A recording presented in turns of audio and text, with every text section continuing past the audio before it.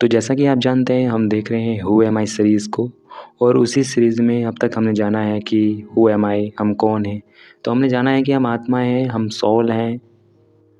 उसी को कंटिन्यू करते हुए हम बहुत सारी बातें इस विषय में देख आए हैं और आज की इस वीडियो में हम देखने वाले हैं आत्मा से संबंधित एक बात जिसके बारे में बहुत अधिक संशय हम लोगों के दिमाग में रहते हैं। बहुत अधिक इस पे संशय उठते हैं, डाउट होते हैं मन में, बुद्धि में, जिसके बारे में आज हम बात करने वाले हैं। तो आज का जो हमारा टॉपिक होने वाला है वो ये टॉपिक होने वाला है कि ये तो हमने मान लिया कि चलो ठीक है, हू एम आई, हम कौन हैं, हम आत्माएं हैं। हम आत्माएं हैं, ये हमको शरीर मिला हुआ है। अपने कर्मों के आधार पर, संस्कारों के आधार पर हमने ये शरीर पाया है। लेकिन अगर हम आत्माएं हैं तो फिर इस शरीर में हम कहाँ निवास करते हैं? यही कह लीजिए कि आत्मा शरीर में कहाँ निवास करती है, आत्मा का शरीर में कहाँ स्थान है, कौन सा स्थान है। हम किस स्थान पे कह सकते हैं कि हाँ इस पर्टिकुलर स्थान पर आत्मा रहती है। ये कोई भी हमसे पूछ सकता है कि भाई तुम आत्मा को मानते हो तो ये बताओ कि आत्मा शरीर में कहाँ रहती है। ये क्वेश्चन बहुत ज़्यादा पूछा जाता है आध्यात्म के क्षेत्र में, जिसका उत्तर विभिन्न विभिन्न लोगों ने विभिन्न दिया है। विद्वानों ने इसके उत्तर को जाना है। आज हम इस उत्तर को जो जानेंगे वो किस बेस पे जानेंगे? हम जानेंगे उपनिषदों के आधार पर। जी हाँ, हमारे जो एकादशोपनिषद है या और भी जो उपनिषद है उनके आधार पर हम ये जानने का प्रयास करेंगे कि ये जो आत्मा है ये शरीर में कहाँ रहती है, इसका निवास स्थान कहाँ है। ठीक है, तो वीडियो बहुत ज़्यादा इंटरेस्टिंग होने वाला है। आप लोगों से रिक्वेस्ट है कि वीडियो को लास्ट तक ज़रूर देखिएगा। अगर आप इस वीडियो को लास्ट तक देखते हैं तो आपको डेफिनेटली इस बात का पता चल पाएगा कि ये जो आत्म तत्व है ये इस शरीर के भीतर कहाँ रहता है। ठीक है, तो चलिए बिना किसी विलंब के शुरू करते हैं। नमस्कार मित्रों, मैं हूँ सत्यम और स्वागत है आप सभी का सात्विक सत्यम में। आप देख रहे हैं सात्विक सत्यम। चलिए शुरू करते हैं।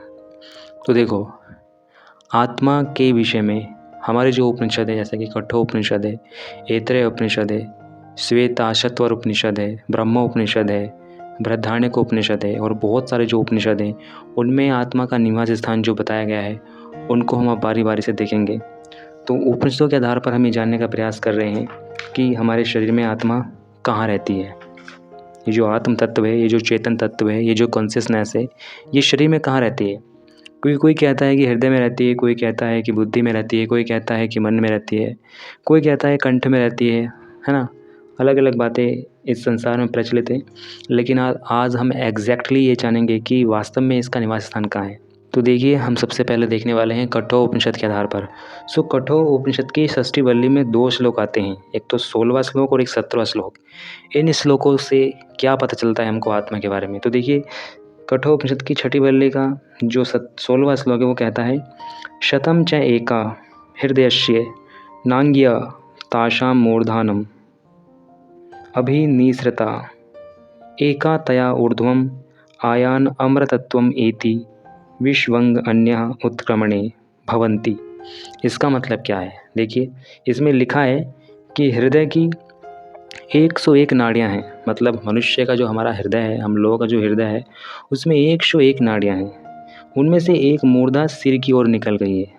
हमारे हृदय में 101 नाड़ियाँ हैं, उनमें से एक मूर्धा नाम की नाड़ी सिर की ओर निकल गई है, मतलब ऊपर की ओर निकल गई है। तो इसमें लिखते हैं कि मृत्यु के समय उस नाड़ी से जो ऊपर को उत्क्रमण करता है वह अमृत तत्व को प्राप्त करता है।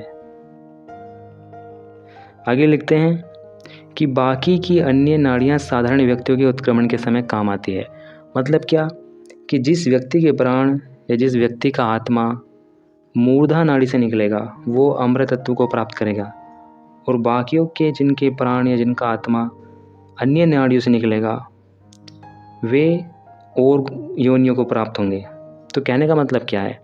इसमें यह बताया गया है कि हृदय में जो 101 नाड़ियाँ हैं उनमें से एक नाड़ी मूर्धा नाड़ी मस्तिष्क की ओर गई है, ऊपर की ओर गई है यहाँ। ठीक है, तो यहाँ पर आत्मा का स्थान उन्हें बताया है। जैसे यहाँ पर इंडिकेट हो रहा है हृदय की 101 नाड़ियाँ। तो इस श्लोक से क्या इंडिकेट हो रहा है? इससे क्या दर्शाया जा रहा है? इससे दर्शाया जा रहा है हृदय, आत्मा से संबंधित हृदय। इसके आगे एक श्लोक और आता है जो 17वां श्लोक है, उसमें लिखा है, अंगुष्ठ मात्रः पुरुषः अंतरात्मा सदा जनानाम हृदय सन्निविष्टः। इसका क्या अर्थ है? देखिए, इसका अर्थ है कि प्राणी मात्र के हृदय में आत्मा है। देखो, हम जान रहे हैं कि आत्मा कहाँ पर है इस शरीर में। तो इस श्लोक में ये लिखा है कि प्राणी मात्र के हृदय में, मतलब हृदय में, हमारा जो हृदय है, हमारा जो हार्ट है, हमारा जो दिल है, हृदय में आत्मा है। उस आत्मा के भीतर पुरुष ब्रह्म छिपा बैठा है। वह आत्मा का भी अंतरात्मा है। वह अंगुष्ठ मात्र है, मानो सिर्फ वह ब्रह्म का अंगूठा है। मतलब क्या हम जानने का प्रयास कर रहे हैं कि आत्मा का स्थान कहाँ है शरीर में। तो अकॉर्डिंग टू दिस श्लोक हमको क्या पता चला? हमको पता चला कि प्राणी मात्र के हृदय में आत्मा है। तो एक एविडेंस हमको ये मिला कठोर उपनिषद से। इसके अलावा हम बात करते हैं श्वेताश्वतर उपनिषद की। तो अकॉर्डिंग टू श्वेताश्वतर उपनिषद आत्मा के विषय में जो बताया गया है, इसमें श्वेताश्वतर उपनिषद का 3 अध्याय का 13वां श्लोक कहता है, अंगुष्ठ मात्रः पुरुष अंतरात्मा सदा जनानां हृदय सन्निविष्टः। इसका भी यही मतलब है कि वह पुरुष मतलब है जीवात्मा, अंगुष्ठ मात्र मतलब अंगुष्ठ मात्र स्थान मनुष्य के हृदय में सन्निविष्ट है, मतलब स्थित है। मतलब आत्मा का जो इन्होंने निवास स्थान बताया है वो मनुष्य के हृदय के भीतर बताया है। ठीक है, किसने? श्वेताश्वतर उपनिषद ने भी। ठीक है, तो ये हमको एक और एविडेंस मिला। इसके अलावा हमको एक प्रमाण प्रश्नों उपनिषद भी देता है, और प्रश्नों उपनिषद बिल्कुल साफ साफ कहता है। क्या कहता है? प्रश्नों उपनिषद के 3 प्रश्न में 6वां श्लोक कहता है, हृदय ही एषा आत्मा, अर्थात हृदय में ही यह आत्मा स्थित है, हृदय में ही यह जीव स्थित है। तो देखो प्रश्नों उपनिषद ने तो बिल्कुल क्लियरली ये बोल दिया कि आत्मा का जो स्थान है वो कहाँ पर है? हृदय में है। ठीक है, इसके अलावा हम मुंडक उपनिषद के 2 खंड को देख रहे हैं, और इसमें 7वां श्लोक साफ साफ कह रहा है। क्या कह रहा है? कि मनोमयः प्राण शरीर नेता प्रतिष्ठिता अन्य हृदयम सन्निधाय, अर्थात कि जो मनोमय है, जो प्राण और शरीर का नेता है, जो अन्य में भी प्रतिष्ठित है, वह कहाँ पर है? वह हृदय में सन्निविष्ट है, मतलब वह हृदय में स्थित है। कौन? आत्मा। ये जो आत्मा है यही प्राण और शरीर का नेता है। नेता मतलब इनका लीडर है, क्योंकि इसी से सब कुछ चलता है। अगर ये ना हो तो ना प्राण काम करेगा ना शरीर। तो ये कहाँ पर स्थित बता रहे हैं? हृदय के भीतर। बोल रहे हैं ना, मनोमयः प्राण शरीर नेता प्रतिष्ठितो अन्य हृदयम सन्निधाय। ये भी हृदय में स्थित बता रहा है। कौन? मुंडक उपनिषद। ठीक है, इसके अलावा अब हम बृहदारण्यक उपनिषद के आधार पर यह जानने का प्रयास करेंगे कि आत्मा का कहाँ पे स्थान है। तो बृहदारण्यक उपनिषद का 2 अध्याय का 17वां श्लोक कहता है। क्या कहता है? इस श्लोक में कुछ इस प्रकार लिखा है। क्या लिखा है? यह एषः अंतः हृदय आकाशः तस्मिन् नश्येते, अर्थात इसका मतलब है कि हृदय के भीतर के आकाश में जो जांच होता है वो कौन है? वो आत्मा है। मतलब इसमें भी हृदय आ गया।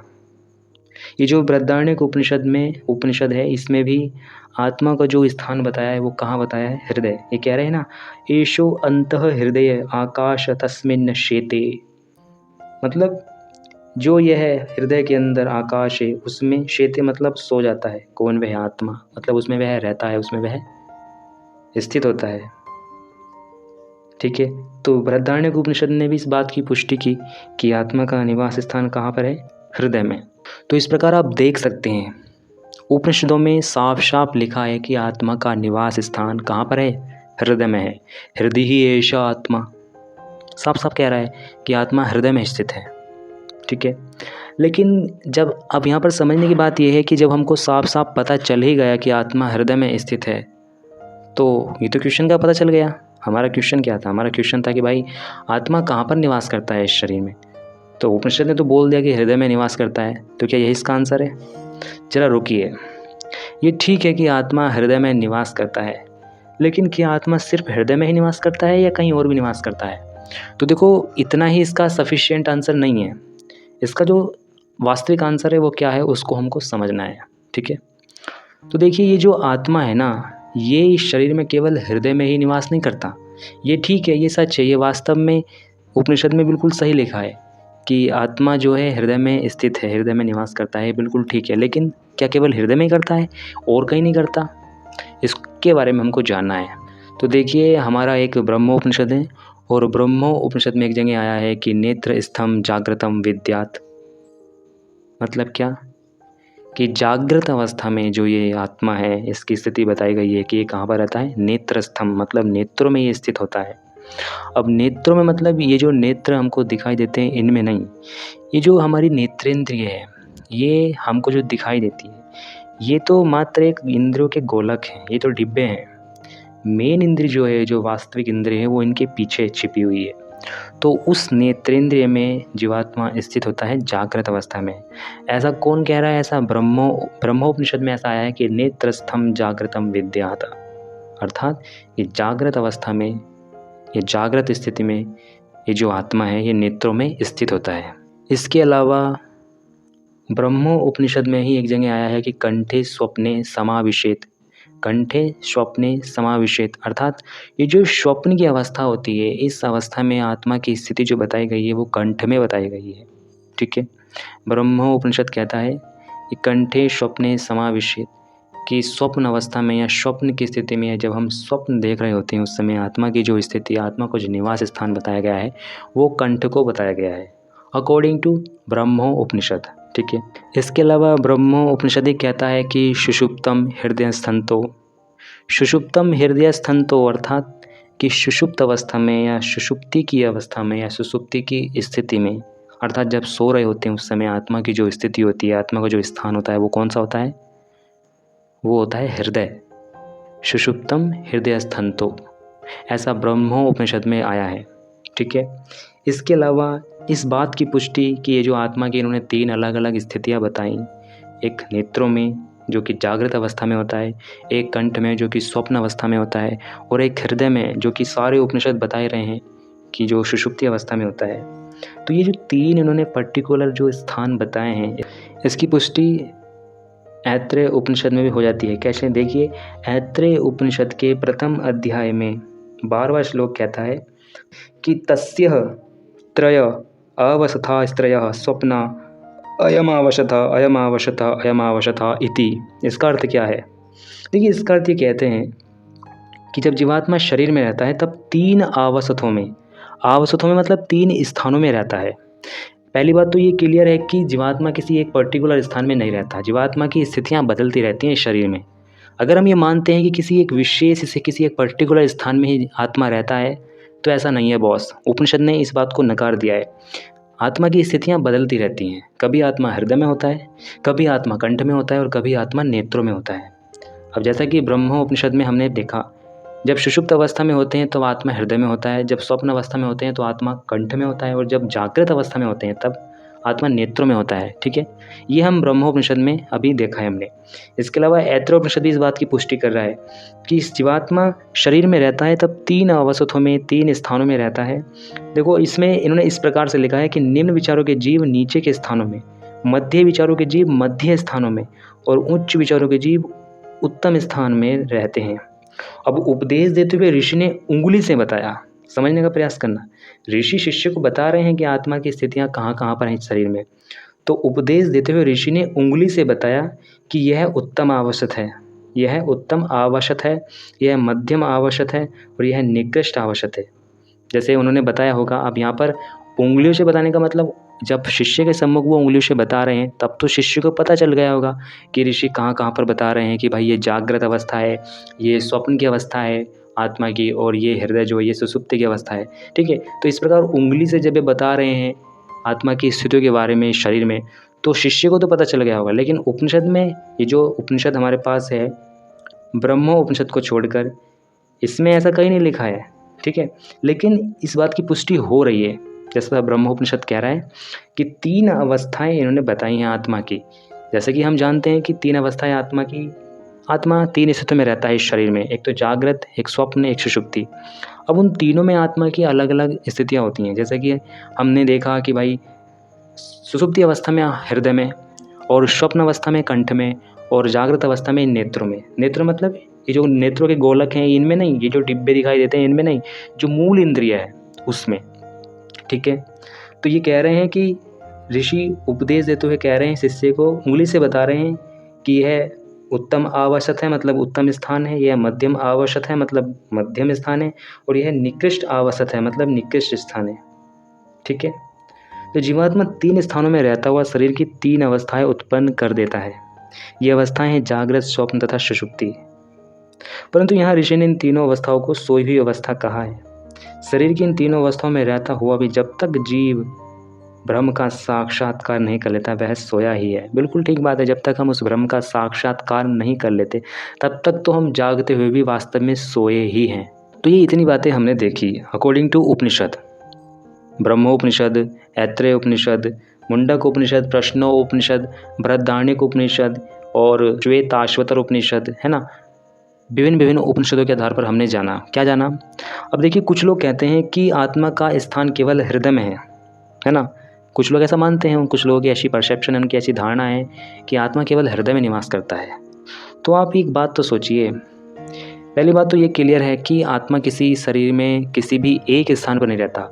आत्मा इस शरीर में घूमता रहता है एक स्थान से दूसरे स्थान पर, ठीक है। जैसे एक राज्य में एक जो राजा होता है वो अपने सैनिकों के साथ पूरे राज्य में घूमता रहता है, देखभाल करता रहता है कि उसके राज्य में क्या क्या हो रहा है, क्या क्या नहीं हो रहा है अपने सैनिकों के साथ, ठीक है। एक राजा के साथ उसके सैनिक होते हैं, मंत्री होते हैं। इसी तरह ये जो आत्मा है ये शरीर का राजा है और इस राजा के सैनिक मंत्री भी हैं। ये इंद्रियां इसके सैनिक हैं, मंत्री हैं। इनके साथ, इनकी सहायता से ये आत्मा इस शरीर में देखता रहता है कि क्या हो रहा है, क्या नहीं हो रहा है। अब समझने की बात यहाँ पर ये है कि जब हम सुषुप्ति अवस्था में होते हैं उस समय आत्मा का स्थान हृदय में बताया गया है। अब एक और बात यहाँ पर समझने की है कि ज़्यादातर उपनिषद में आत्मा का स्थान हृदय में ही बताया गया है। ऐसा क्यों? ऐसा क्यों हृदय में ही क्यों बताया गया है? वो इसलिए बताया गया है, देखिए समझने की बात है। जब हम जागृत अवस्था में होते हैं तब जो आत्मा होता है वो नेत्रों में होता है। क्योंकि जब जागृत अवस्था में होते हैं तब आत्मा इन इंद्रियों से व्यवहार कर रहा होता है, इन इंद्रियों के द्वारा वो इस बाह्य जगत को देख रहा होता है। तो उस समय तो वो स्वयं के स्वरूप को बिल्कुल नहीं जान सकता, उस समय तो वो स्वयं का साक्षात्कार बिल्कुल नहीं कर सकता। तो ये जागृत अवस्था कट हुई।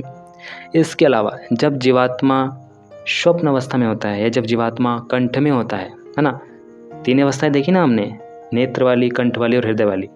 तो जब नेत्रों में है तब वो व्यवहार कर रहा है, तब वो इस बाह्य संसार को देख रहा है इन इंद्रियों की सहायता से, मन की सहायता से, बुद्धि की सहायता से, ठीक है। तो जब वो व्यवहार कर रहा है इस बाह्य संसार को, वो जान रहा है, चीज़ों को जान रहा है, समझ रहा है, तो उस समय वो इन बाह्य चीज़ों में ही लगा हुआ है, इस बाह्य संसार में ही लगा हुआ है। उसको खुद को जानने का नहीं पड़ा है, इसलिए वो उस अवस्था में खुद को नहीं जान सकता, ठीक है। अब दूसरी जो अवस्था है, ये जो कंठ की अवस्था है कि स्वप्न अवस्था में आत्मा कंठ में निवास करता है। इसमें क्या प्रॉब्लम है? इसमें प्रॉब्लम ये है कि जब स्वप्न अवस्था होती है, जब कोई व्यक्ति स्वप्न देखता है या जब सपने देखे जाते हैं, उस समय आत्मा की जो स्थिति बताई इन उपनिषदों ने, इन्होंने बताया कि उस समय आत्मा कंठ में रहता है। तो उस समय भी आत्मा स्वयं के स्वरूप को नहीं जान सकता। क्यों नहीं जान सकता? क्योंकि उस समय मन ने जो कुछ भी दिन भर में व्यवहार किया है, जो कुछ भी उसने अब तक के अपने जीवन में व्यवहार किया, मन आत्मा को वो सब दिखा रहा होता है और आत्मा मन के उस सब कुछ को देख रहा होता है और उसी के अकॉर्डिंग आत्मा व्यवहार कर रहा होता है। उसी को हम स्वप्न कहते हैं, उसी को हम ड्रीम कहते हैं, जिसको हम देखते हैं। वास्तव में ड्रीम क्या है, स्वप्न क्या है? जागृत अवस्था में अनुभव किए गए विषय, जिन्होंने मन पर अपनी छाप छोड़ी, उन्हीं विषयों को रात्रि में या दिन में भी अर्ध निद्रा की अवस्था में देखना ही तो स्वप्न अवस्था है। उसी को तो स्वप्न कहते हैं। और वो होता किसके द्वारा है? वो होता है मन के द्वारा।